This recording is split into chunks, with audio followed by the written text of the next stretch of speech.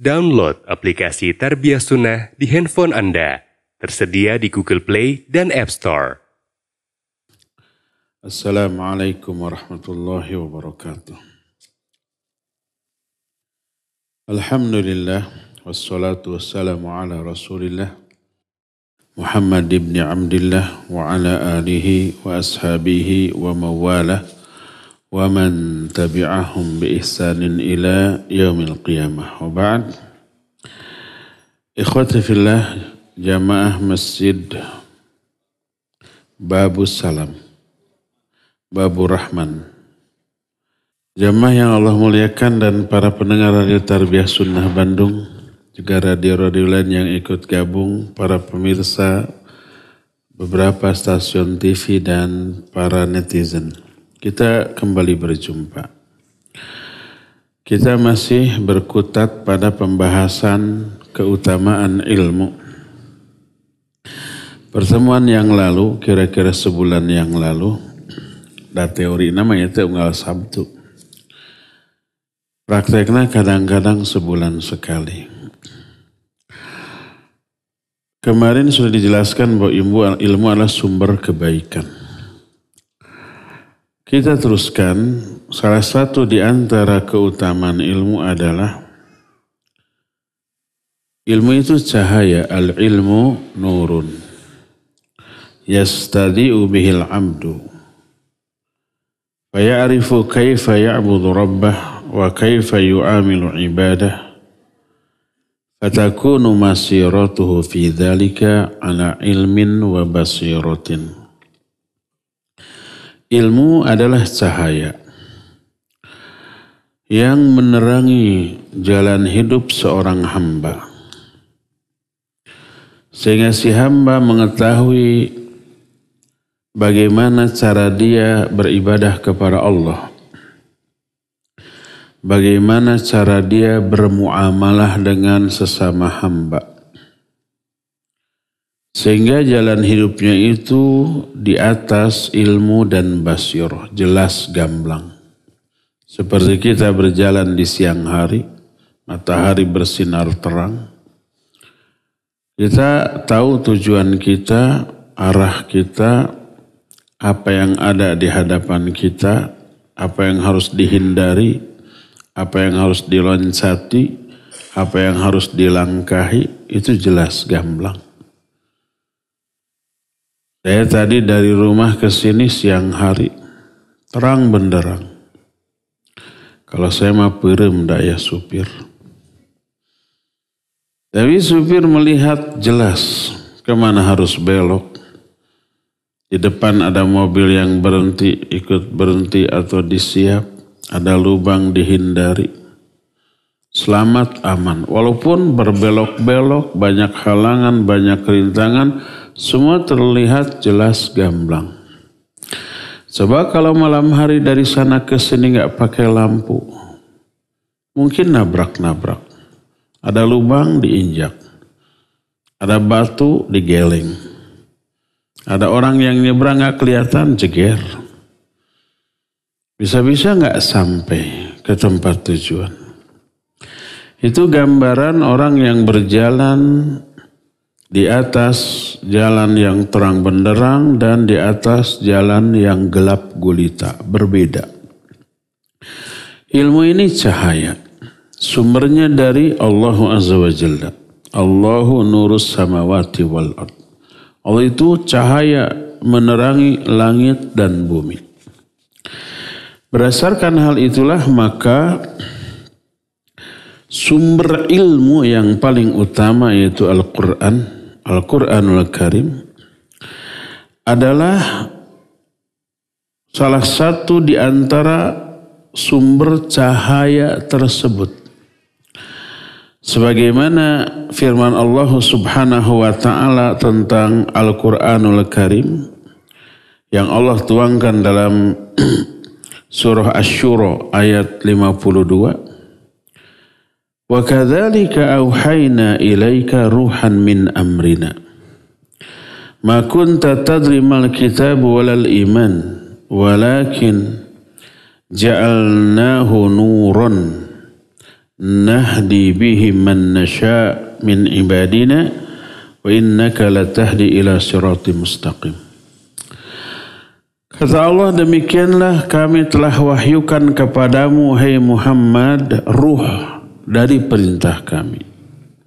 Yang dimaksud ruh di sini adalah Al-Quran. Al-Quran disebut ruh karena salah satu fungsi Al-Quran seperti fungsi ruh, menghidupkan hati yang tadinya mati karena kekufuran, karena perbuatan syirik, karena kebodohan. Dengan Al-Quran yang diserap, hidup lagi itu hati. Ma kunta tadri mal kitab wal iman. Sebelumnya engkau tidak tahu apa itu kitab atau itu iman. Setelah turun Al-Quran jadi tahu. Lalu kata Allah, walakin ja'alnahu nuran. Kami jadikan Al-Quran itu cahaya. Nahdi bihi man nasha' min ibadina. Kami memberi petunjuk dengan Al-Quran itu hamba-hamba yang kami kehendaki wa innaka latahdi ila siratim mustaqim, sehingga engkau memberi petunjuk kepada manusia dengan Al-Quran ini ke jalan yang lurus. Al-Quran oleh Allah Subhanahu wa ta'ala disebut dengan sebutan cahaya. Ada dua hal yang diterangi oleh ilmu. Pertama, jalan hidup seperti yang kita jelaskan tadi. Dengan adanya ilmu, langkah-langkah kehidupan kita gamblang, jelas, terang. Kita tahu tujuan kita ada di alam dunia untuk ibadah. Wa ma khalaqatul jinna wal insa illa liya'budun. Tidaklah aku ciptakan jin dan manusia kecuali untuk ibadah. Jelas tujuan kita. Kedua, ibadah yang kita lakukan itu agar kita bisa sampai di kampung halaman kita dengan selamat. Sudah kita terangkan, kampung halaman kita itu surga. Karena Allah menciptakan kita untuk ditempatkan di surga. Nenek moyang kita Adam dan Hawa pertama kali diciptakan dan disuruh menempati tempat surga. Wa idh qulna ya Adam uskun anta wa zawjukal jannah. Hei, ingat ketika kami berkata kepada Adam, hei Adam, tinggal kamu, menetap kamu dengan istrimu di surga. Itu tempat tinggal pertama kali.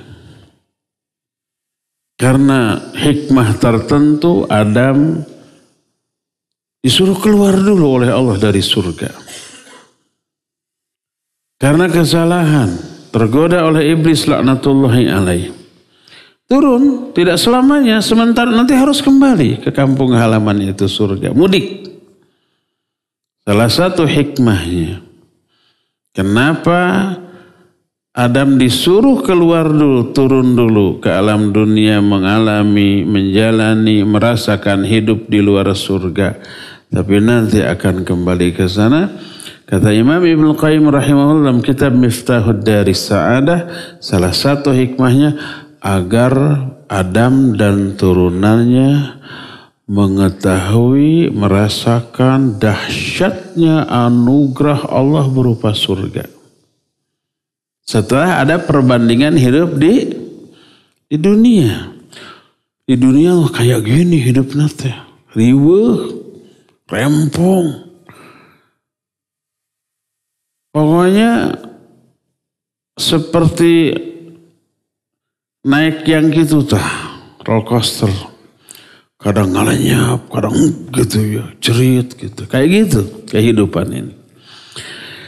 Nah, setelah ada perbandingan kehidupan di dunia, pas kembali ke surga, wah ternyata surga itu luar biasa.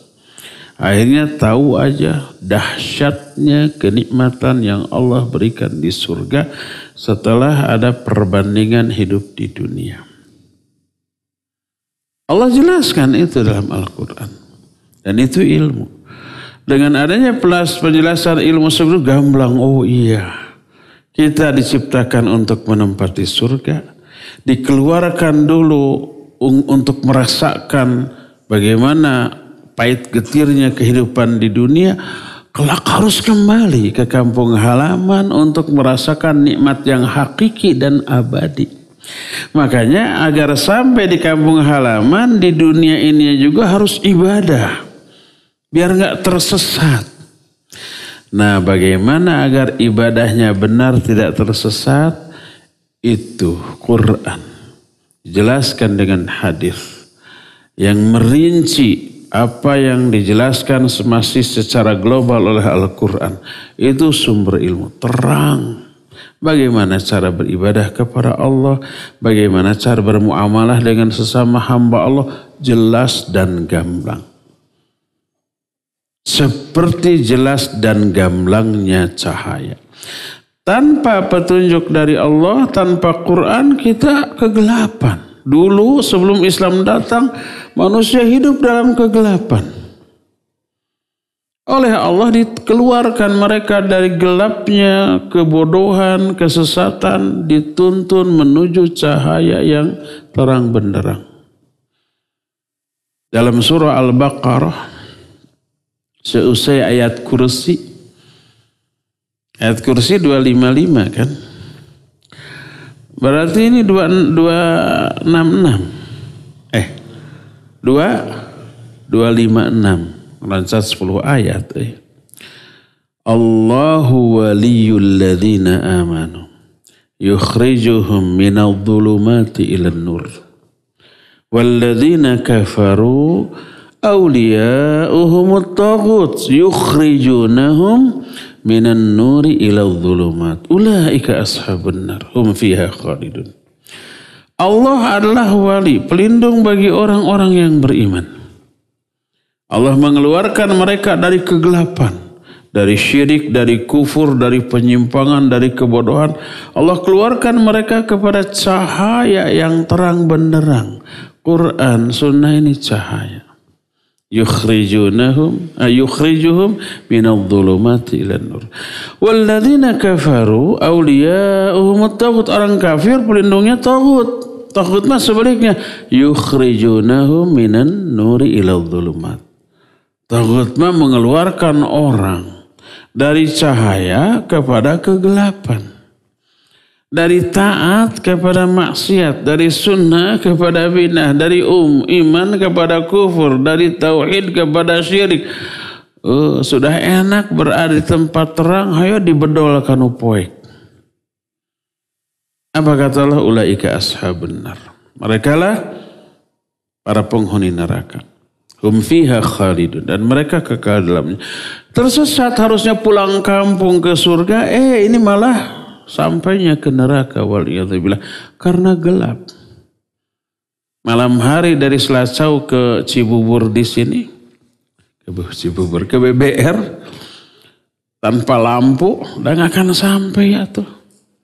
Kamu ngebut mau PLN mati terus lampu mobil mati ngebut sampai nama di rumah sakit. Karena apa? Karena pasti salah jalan. Kalau tidak salah jalannya benar, banyak hambatan di jalan, wah dibabaraduk, ceger, juralit, sampai di rumah sakit. Kita sebagai manusia yang ingin pulang kampung ke surga, tapi karena gelap, tidak terterangi oleh Quran, sunnah, oleh ilmu yang bersumber dari Allah, waliyadzubillah bukan kita lah, seorang hamba yang tidak memahami Quran sunnah. Dia gelap dalam menjalani kehidupan ini, tidak akan sampai ke kampung halaman surga yang mestinya kita datangi. Malah mampir ke neraka. Ulaika ashabun nar hum fiha khalidun. Nanti cahaya ilmu yang menerangi jalan hidup itu pertama yang diterangi oleh ilmu itu adalah jalan hidup. Yang kedua, ini. Apa yang diterangi? Jiwa atau hati kita. Ketika ilmu ini difahami, diamalkan, hati kita akan terang benderang. Apa efeknya kalau hati kita terang benderang? Dia bisa melihat kebenaran. Menyerap kebenaran itu. Mengaplikasikannya, mengamalkannya. Dan ini yang memudahkan orang memahami ilmu, menghafalkan ilmu, menganalisa masalah sehingga berakhir kepada kesimpulan yang benar. Bisa membedakan hak dan batil, benar dengan salah, yang lempeng dengan yang bengkok, yang lurus dengan yang belok. Makanya disebut furqan.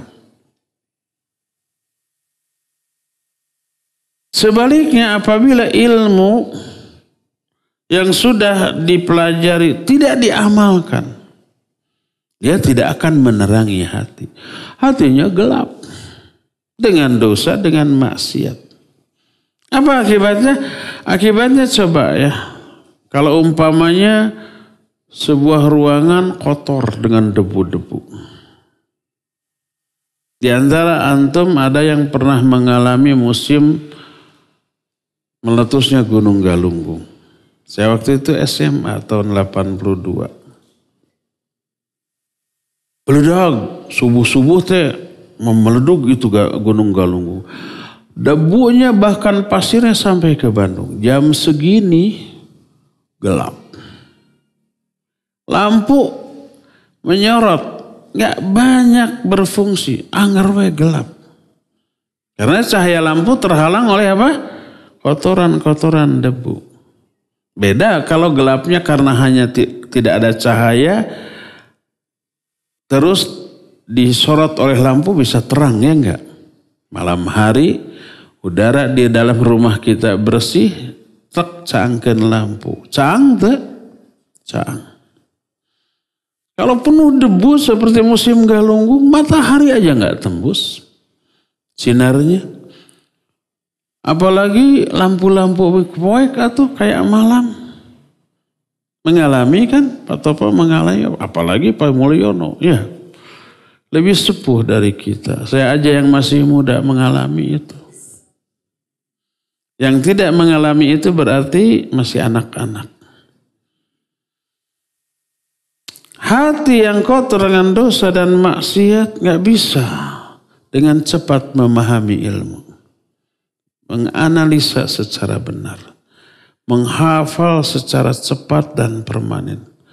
Karena dengan penyakit yang berbahaya namanya hese apal, gancang poho. Dan ini yang pernah teralami oleh Al-Imam Syafi'i rahimahullah ketika Imam Malik gurunya Imam Syafi'i menerangkan satu hadis. Kalau ahlinya satu hadis itu seharian belum tentu selesai. Walaupun hadisnya pendek. Karena yang dipelajari bukan hanya matan, bukan hanya isi. Dipelajari dulu sanad, dipelajari rawinya. Ini hadis ini diterima dari siapa? Dari gurunya. Gurunya dari A, B, C, dari sahabat, dari Nabi SAW. A, B, C guru ini siapa gitu ya. Thiqat nggak, bisa dipercaya nggak? Biografinya gimana? Nyambung nggak antara satu rawi dengan rawi yang lain? Sanadnya nyambung sampai ke Nabi SAW nggak? Rawinya yang meriwayatkan itu bisa terpercaya semua atau ada yang diragukan, apalagi yang tidak dipercaya? Baru nanti ke matan. Itu begitu tuh. Semua muridnya menulis, hanya ada satu yang enggak. Kamu kenapa enggak nulis, yang lain nulis? Saya sudah hafal. Coba ulangi lagi penjelasan, diulang dari awal sampai akhir, nggak ada yang terlewat. Ternyata pemuda itu Imam Syafi'i.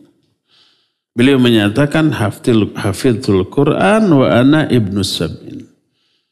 Aku sudah menghafalkan Al-Quran ketika usiaku 7 tahun.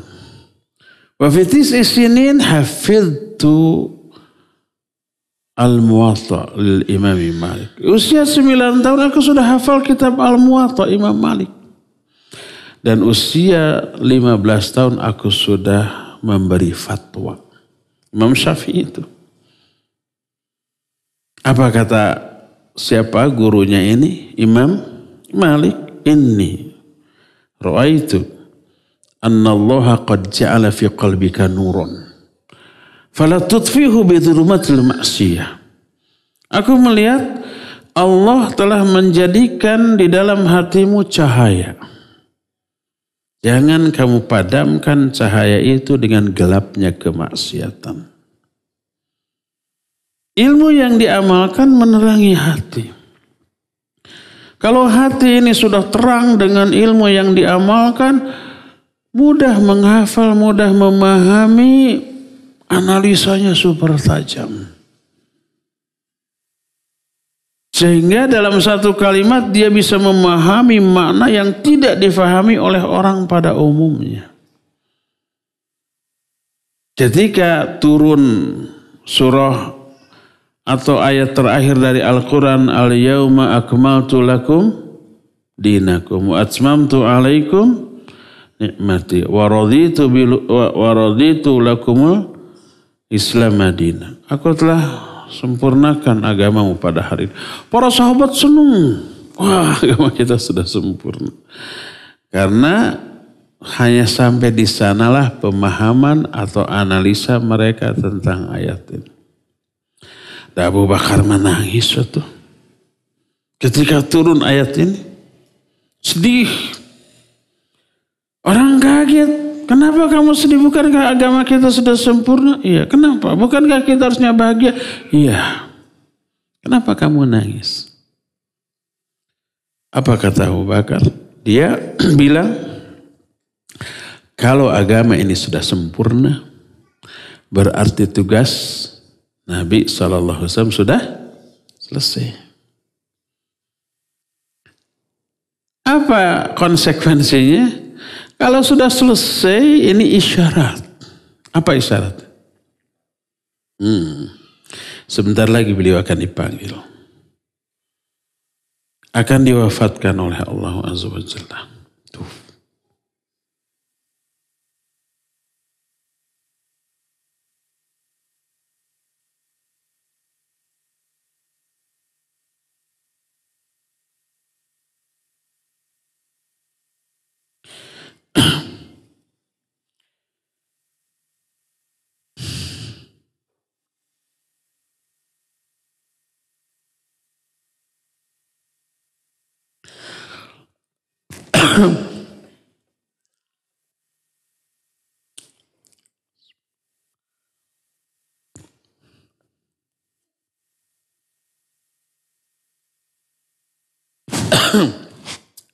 Jadi Abu Bakar As-Siddiq bisa memahami apa yang tidak difahami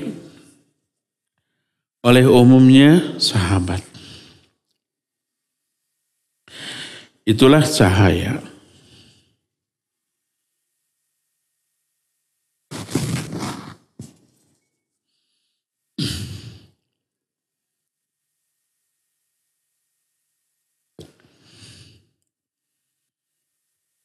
Ketika Imam Syafi'i rahimahullah, suatu saat beliau sedang berada di suatu tempat. Ada seorang wanita yang terlihat mau naik seekor kuda atau unta. Tersingkaplah betisnya atau bukan betisnya. Yang dilihat oleh Imam Syafi'i adalah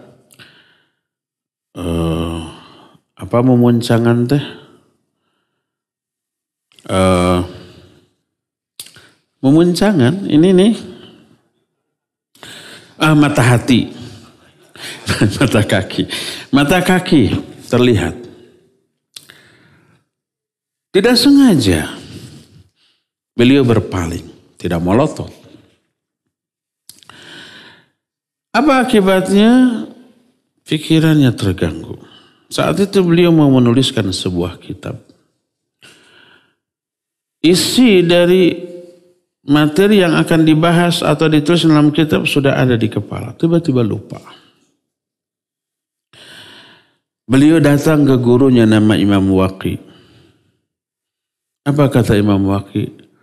Coba renungkan. Kamu sudah maksiat. Karena sungguhnya ilmu itu cahaya dan cahaya Allah tidak akan diberikan kepada orang yang maksiat. Itu tuh lupa, padahal tidak sengaja. Menurut kita itu bukan kesalahan, bukan dosanya, rizki meren. Dan tidak sengaja gitu. Tapi lupa itu. Akhirnya ingat kepada kejadian tadi. Akhirnya pengalaman beliau itu beliau tulis dalam sebaik syair. Syair ini bisa kita temukan dalam Diwan Asy-Syafi'iyah. Syakautu ila waqi su'a hifdhi farashadani ila tarkil ma'asi wa akhbarani bi annal ilma nurun wa nurullah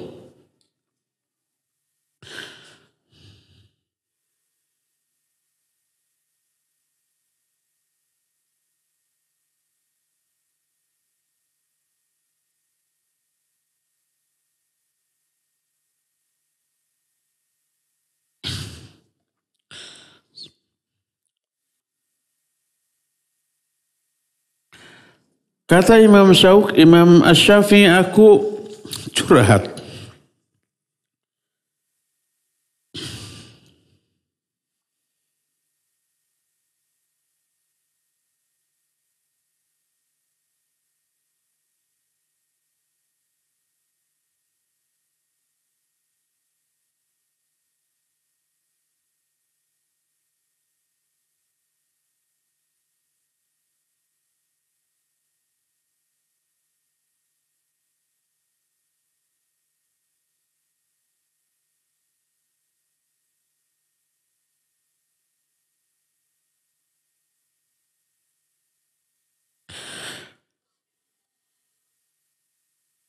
Aku mengadu kepada Imam Waqi tentang jeleknya hafalanku. Lalu beliau memberikan petunjuk agar aku meninggalkan maksiat. Lalu beliau menerangkan bahwa ilmu adalah cahaya dan cahaya Allah tidak akan diberikan kepada ahli maksiat. Inilah yang diterangi oleh ilmu, hati. Apabila ilmu itu diamalkan, hati akan terang benderang, berakibat dia mudah memahami ilmu.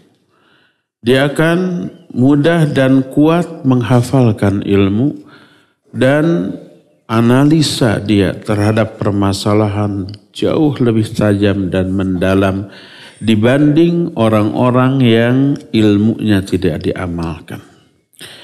Ini yang menjadi rahasia kenapa para ulama zaman dahulu hafalannya kuat, luar biasa.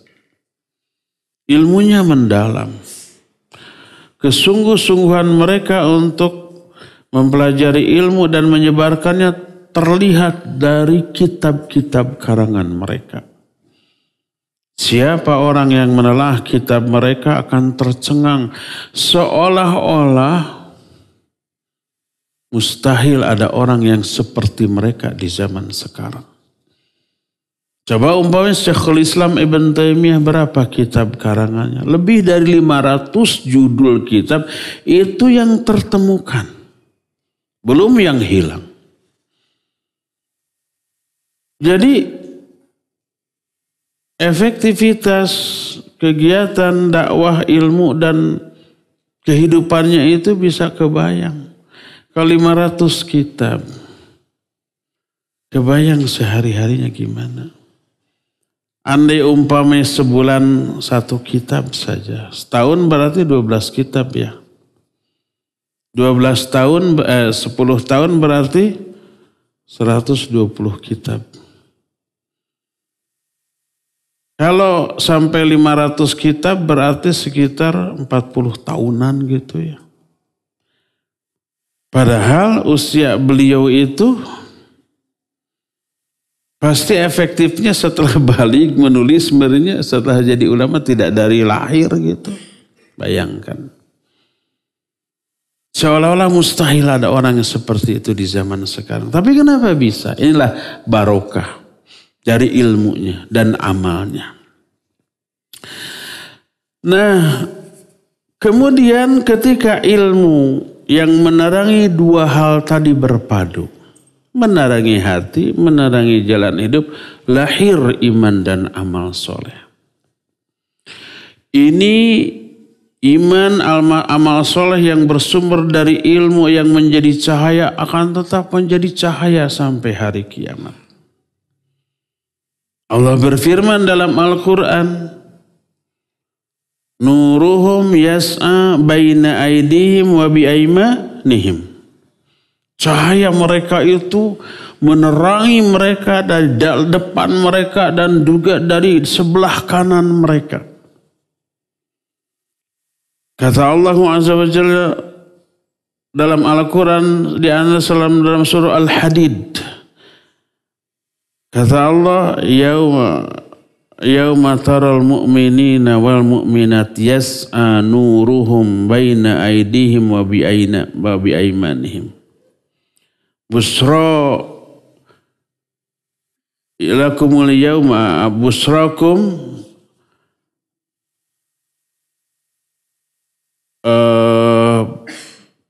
busra itu berita gembira pada hari ini bagi kalian, surga yang banyak mengalir sungai-sungai di dalam. Yauma taral mu'minina wal mu'minat yas'a nuruhum baina aydihim wa bi'aimanihim busrakumul yawma jannatun tajri min tahtihal anhar. Pada hari itu engkau lihat orang-orang mukmin dan mukminat, cahaya mereka menerangi jalan hidup mereka di depan, di kanan dan di depan dan di kanan mereka. Ini pada hari kiamat. Berita gembira bagi kalian pada hari surga yang banyak mengalir sungai-sungai di dalamnya, di bawahnya. Itu orang mukmin. Adapun orang munafik nih. Orang munafik ada cahaya tapi sebesar jempol. Kadang-kadang parum. Yauma yaqulul munafiquna wal munafiqatu lilladzina amanu nzuruna naqtabis min nurikum. Pada hari kiamat nanti, munafik laki-laki, munafik perempuan itu berkata kepada orang-orang beriman, tunggu kami mau nebeng cahayamu. Karena orang munafik mah cahayanya sebesar jempol, sering parem. Sering apa? Parem teh sering padam. Orang mukmin cahayanya luar biasa. Tunggu, kami nebeng kepada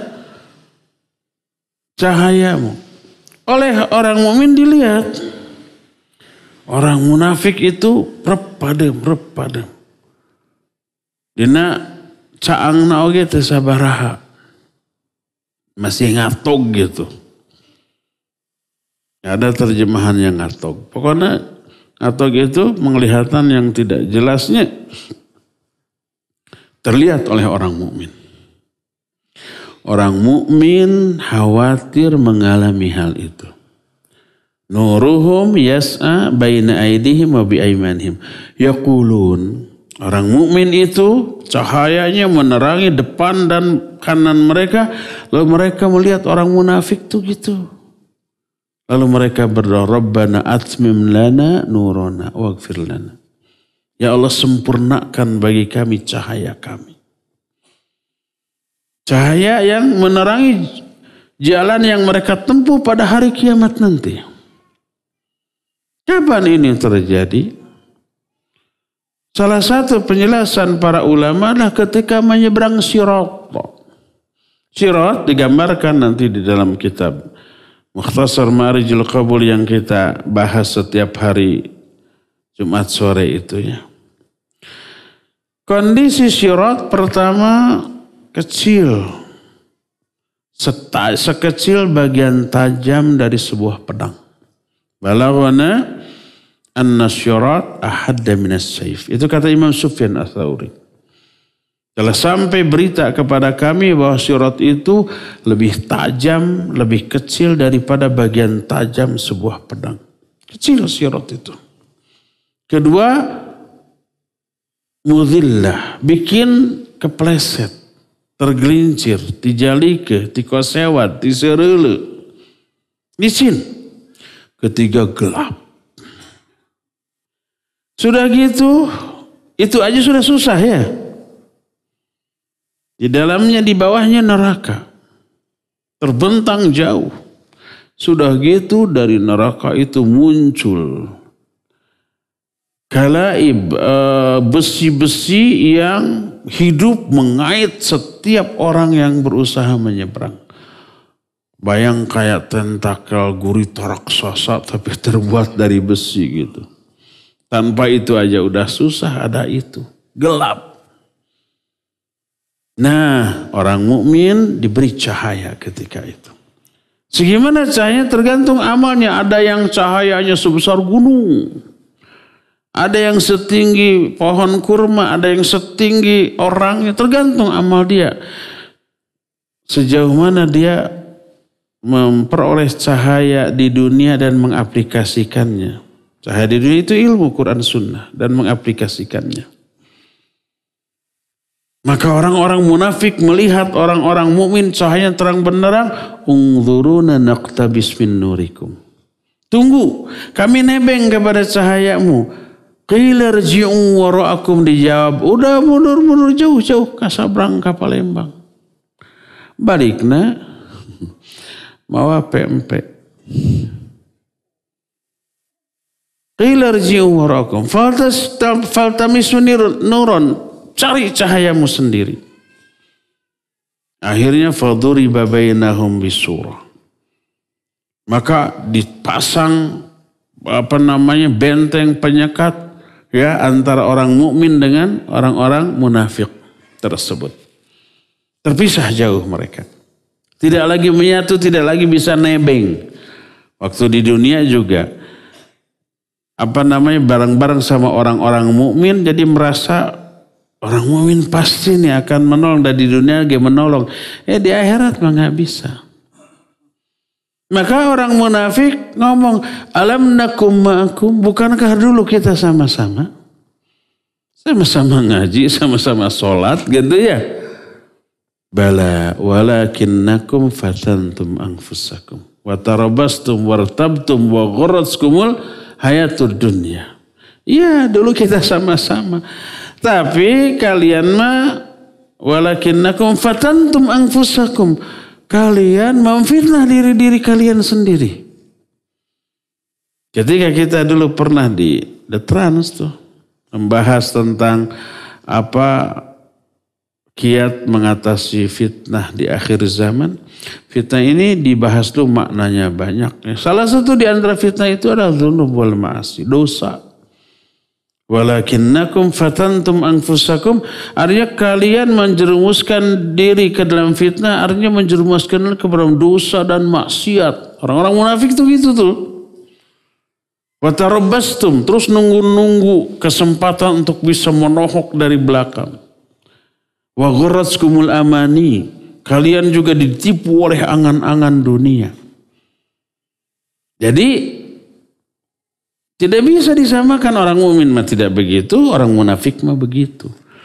Walaupun barang-barang, fisiknya aja barang-barang. Visi misinya, hatinya berpisah, bahkan mau menohok dari belakang. Ini adalah efek orang yang tidak memperoleh cahaya di dunia berupa Quran Sunnah dan pengamalannya. Mereka tidak memperoleh cahaya sampai di akhirat. Ternyata cahaya ilmu bukan hanya untuk di dunia. Bukan menerangi jalan hidup kita semata-mata. Tapi juga menerangi hati dan jiwa. Dan kelak itu di akhirat akan benar-benar menjadi cahaya yang real dan nyata yang kita butuhkan untuk bisa selamat di akhirat. Untuk bisa sampai ke kampung halaman kita yang asli, yaitu surga yang banyak kenikmatan yang tak terkira. Dari sinilah kita mengetahui sedahsyat apa cahaya dari ilmu memberi efek positif yang luar biasa besar kepada kita. Terangi jalan hidup kita dengan ilmu. Terangi jiwa kita dan hati kita dengan pengamalan dari ilmu ini. Kelak Allah akan menerangi kondisi kita ketika kita ada di alam kubur. Ketika kita ada di akhirat nanti, sehingga langkah-langkah kita di sini, di akhirat pasti menuju kepada sumber kebahagiaan yang hakiki, kepada ridho Allah Azza wa Jalla, rahmat Allah dan kenikmatan yang tiada taranya, yaitu surga Allah.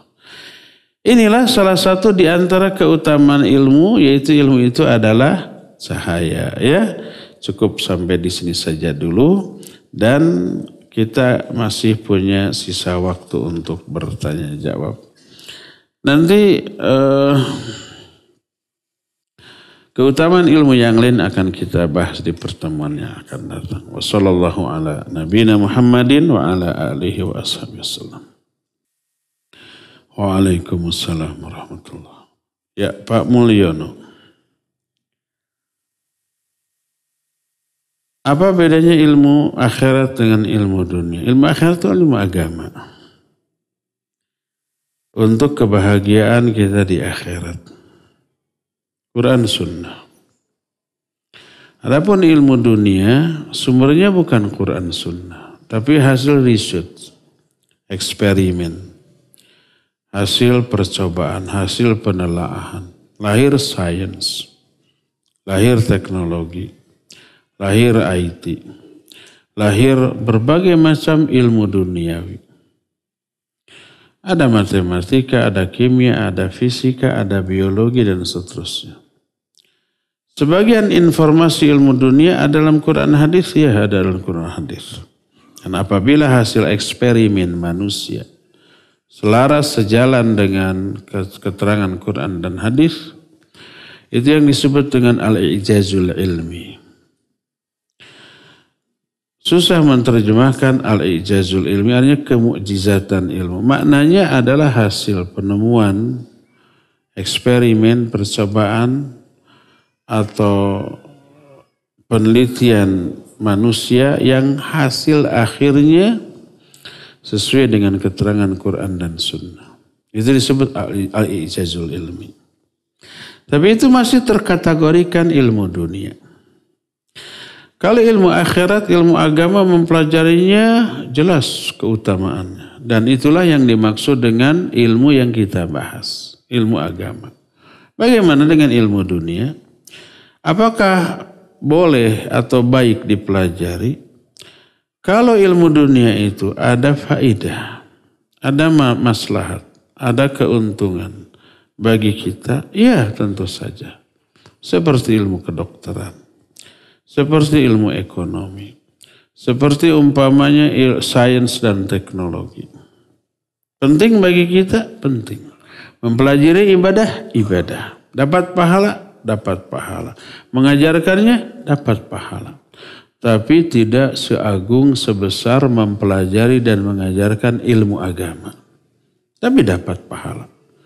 Guru matematika, guru bahasa, guru kimia, fisika, pokoknya IPA lah gitu. Dapat pahala? Dapat pahala. Tapi tidak sebanding dengan orang yang mengajarkan tata cara wudhu, tata cara sholat, akidah. Itu mah jauh lebih utama. Tapi ada nilainya ya. Nah sekarang kalau orang sampai bergelar profesor, doktor di bidang ilmu dunia, tapi bodoh dalam masalah agama, nah ini yang salah. Ini yang dibenci oleh Allah. Allah membenci orang yang pandai dalam ilmu dunia tapi bodoh dalam masalah agama. Dalam sains teknologi sampai profesor, wudu sama sholat nggak benar. Doa sholat tidak hafal. Cara ruku, cara sujud yang benar nggak paham. Itu orang dosa. Karena apa? Tidak mengamalkan ilmu. Thalabul ilmi faridatun ala kulli muslim. Menuntut ilmu wajib bagi setiap muslim. Ilmu apa? Ilmu tentang kewajiban dia kepada Allah. Salat wajib. Ilmu tentang salat wajib. Setiap orang terkena hukum fardu ain mempelajari tata cara salat yang benar. Orang mau haji, mau umroh, wajib dia mempelajari tata cara haji dan umroh terlebih dahulu. Kalau enggak dosa, nanti salah umrohnya, salah hajinya. Karena berdasarkan kebodohan. Adapun orang yang belum berkewajiban haji, dia tidak wajib mempelajari tata cara haji. Orang yang belum terkena kewajiban zakat, belum wajib dia mempelajari tentang zakat. Karena itu kan ada syaratnya kalau haji dan zakat. Adapun Ramadan, sholat itu mah tidak ada yang terlepas dari kewajiban mempelajari tata cara sholat, tata cara saum, sebab pasti itu mah terkena kewajiban semua orang. Nah demikian ya, wallahu a'lam bissawab. Ada ralat tadi dari Alit, dia Alit. Al-Baqarah 257 bukan 205 genepnya. Loncat 2, syukran. Yang 205 genapnya la ikraha fiddin qad tabayyana rusydu minal ghayy. Bagaimana hukumnya kalau kita memasahkan diri atau jarang berkumpul dengan keluarga? Yang apabila keadaannya tidak kondusif, lisannya selalu berkata menyakiti. Sudah lama berusaha ingin mendekat dengan perjuangan keras namun selalu gagal. Selalu terulang dengan lisannya. Apakah saya berdosa mengingat hati ini sangat sakit? Iya, kalau ada orang yang seperti itu, kawan, sahabat, tetangga, bahkan saudara. Tapi lisannya tajam. Menyakiti atau menimbulkan madarat, hindarkan, jauhi. Walaupun kita tidak ikut terpengaruh, minimal kita terkena sabetan atau sayatan dari ketajaman lidahnya. Nanti timbul madarat.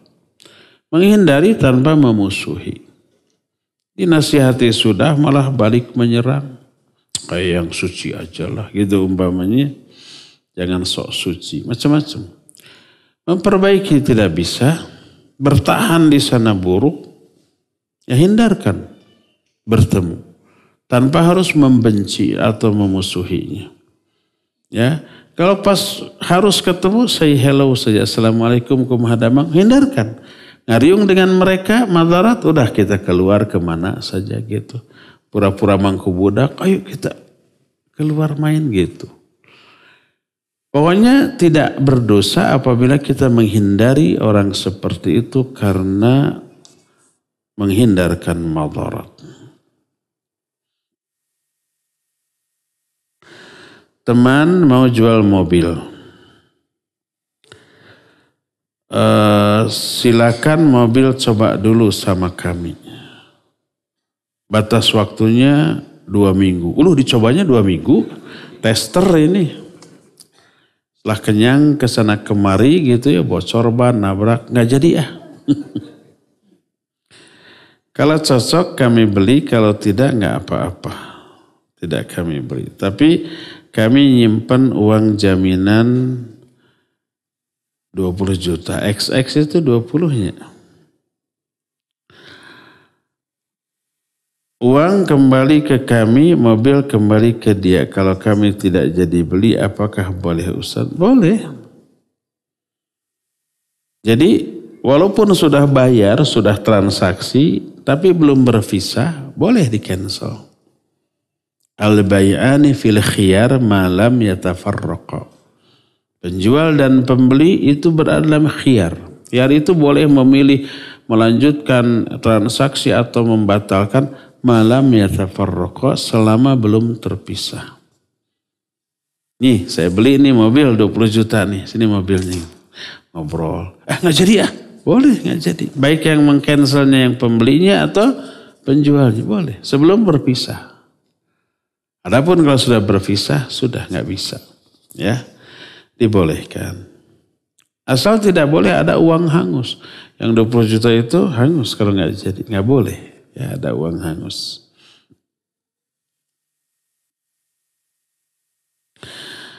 Bagaimana dan sampai kapan bertahan di dalam pernikahan atau rumah tangga dengan suami yang jauh dari agama, belum dapat hidayah sunnah, sangat sulit posisi sebagai istri.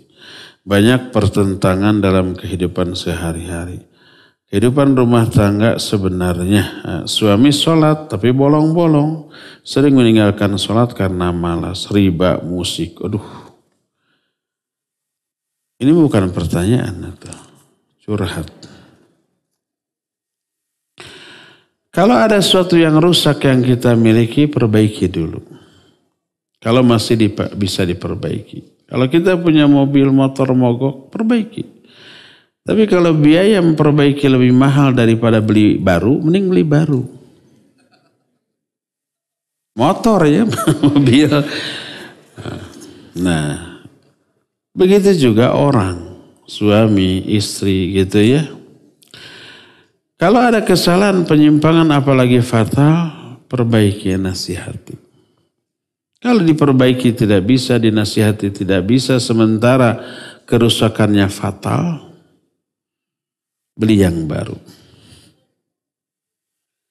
Kalau umpamanya istri atau suami sampai meninggalkan kewajiban, seperti meninggalkan sholat, baik sebagian atau seluruhnya, meninggalkan saum Ramadan, tidak haji padahal dia sudah terkena kewajiban, tidak mengeluarkan zakat padahal dia sudah sampai nisab dan haul, diingatkan sudah tapi tidak diindahkan, atau melanggar yang haram, umpamanya judi, mabuk, nyuri atau berzina atau ngedrugs gitu, narkoba, keharamannya jelas, dilanggar sama dia, diingatkan, nasihati sudah nggak berubah, iya lebih utama mengajukan khulu, gugat cerai, tibatan awet tapi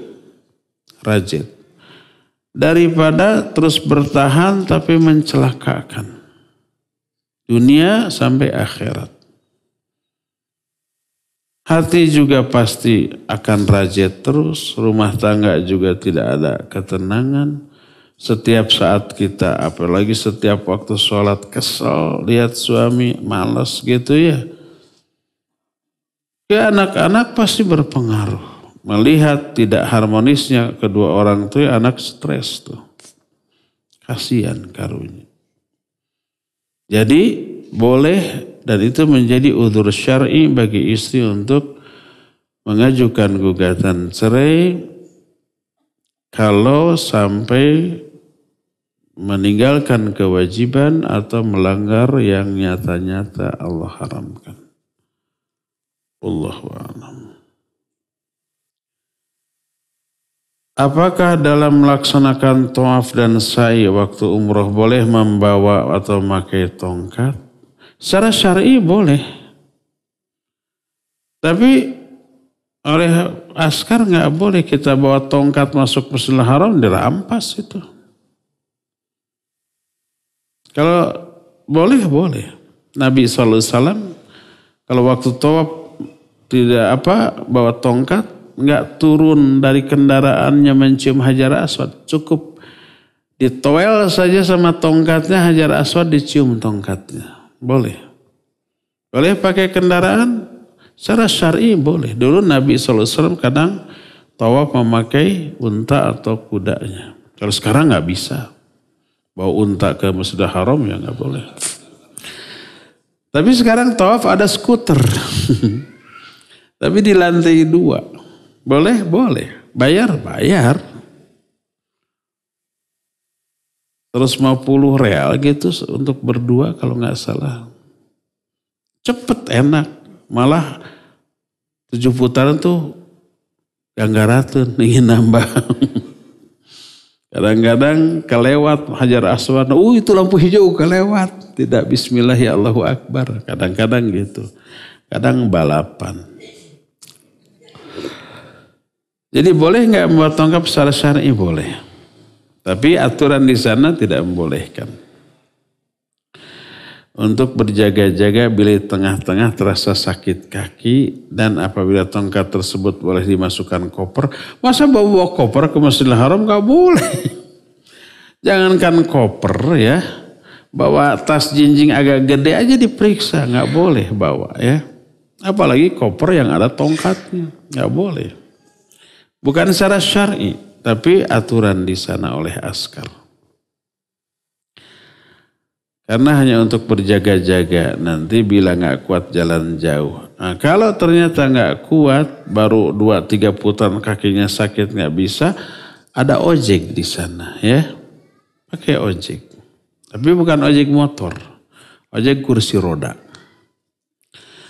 Cari saja ojek itu kursi roda, nanti diantar, jadi kita tinggal duduk. Cuma harus pindah. Kalau sekarang di areal tawaf di sekeliling Ka'bah itu tidak boleh ada kursi roda. Jalan kaki. Kalau umpama mau pindah kursi roda, naik ke lantai 2. Nah di sana ada ojek kursi roda. Silakan. Kita tinggal duduk didorong gitu. Cepet ngadorongnya sambil lompat.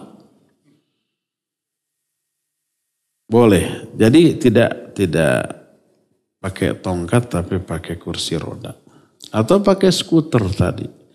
Boleh tawafnya aja, boleh sa'inya aja, boleh tawaf dengan sa'i ya. Itu sejam juga beres. Tidak capek. Terakhir, apa berdampak jika seorang imam dalam kurung suami atau pimpinan suatu lembaga dengan kekurangan ilmu syar'inya sehingga melakukan kemaksiatan? Apakah akan berpengaruh dari berkahnya rumah tangga atau lembaga? Sehingga rumah tangga, lembaga selalu ada masalah. Mohon nasihatnya dampak dari kurangnya ilmu dan besarnya tanggung jawab tersebut. Ya, ibadah dan dosa berpengaruh kepada banyak hal. Berpengaruh ke hati jiwa kita, ke perilaku kita, ke pikiran kita.